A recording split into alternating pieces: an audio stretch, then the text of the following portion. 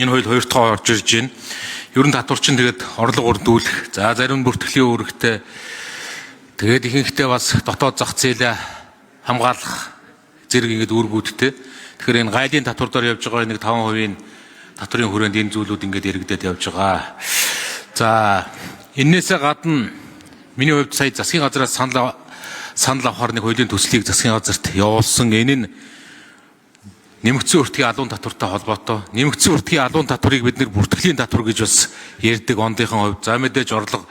Нөгөө талдаа яг энэ татварт өөрт нь дотоод зах зээлийг тодорхой хэмжээнд бас ингээд менеж хийх хамгаалах юм боломж бололцоо байна. Тэр тусмаа манай бидний хувьд нэмэгдсэн өртгийн алуун татварын буцаалт гэдэг ойлголтыг нэлээд тийм хэвшмэл ойлголт болоод хувирчихлаа. Одоо бүгдээрээ 2% буцаалттай. Тэгэхээр би засгийн газраас санал авахар явуулсан хуулийн төсөл дээр үзэл баримтлалын төвшөнд энэ буцаалтыг ялгаатай болгочихё. Дотоодын үйлдвэрлэлийг тодорхой хэмжээгээр ялгаатай, магадгүй 5% хүртэл хувийн буцаалт дотоодын үйлдвэрлэл, дотоодын бараа бүтээгдэхүүнд өгж болдог.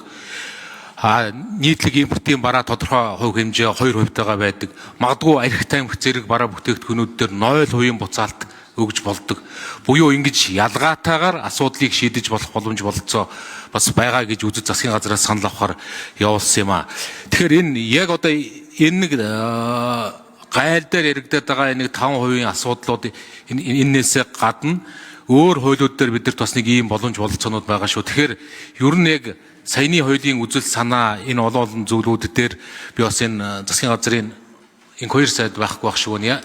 Яагаад саяны хуулийг ялгаатай буцаалт, ялгаатай нөөтийн ялгаатай татварын тухай үзэл санаа яагаад чухал вэ гэхээр энэ өөрөө хүнс хөдөө аж ахуй, хүнс энэ хөнгөн үйлдвэрийн салбарт илүү их тийм бодлогын хөшүүрэг болж чадах юм а, чадах юм үндэслэл байна. Мэдээж энэний дотор дахиад дотоодын үйлдвэрлэлийг дотоодод үйлдвэрлэсэн дотоодод бий болж байгаа энэ баялагийг үйлдвэрлэлийн өртгийг яавал дотоодын үйлдвэрлэл гэж үцхийн хэдээс дээш өртгийнхэн хэдэн хувь нь шингэсэн байвал Монголын үндэсний үйлдвэрлэлийн бараа бүтээгдэхүүн гэж үцхийн гэдэг дахиад энэний цаана дагавар хийгдэх ёстой олон зүйлүүд бас гарах бах. Тэгэхээр ийм хуулийн үзэл баримтлал хэрвээ засгийн газраас ингэ санал авахар очвол одоо энэний дээр нэг байр суурь засгийн газрын байр суурийг хаваалцж өгч энэ сангийн сайд байх шиг байна. Сангийн сайдаас асууя. За сангийн сайд хариулт өгье.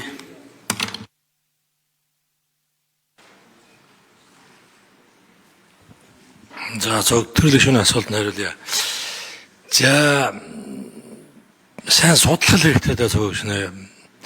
Олон улсын практикт ийм зүйл байдаг гэдгийг сайн мэдэхгүй юм. Ер нь их л ховор бах та би ер нь байдаг гэж дуулаагүй. Зөв системийн хувьд бол маш хүндрэлтэй. Гэхдээ яг заахад систем гэдэг нь өөрөө техник. зөв дотрын үзэл баримтлал бодлогын хувьд ямар байх нь судлаа. Танаас санал ирэхээр судалж байгаа даа үгүй.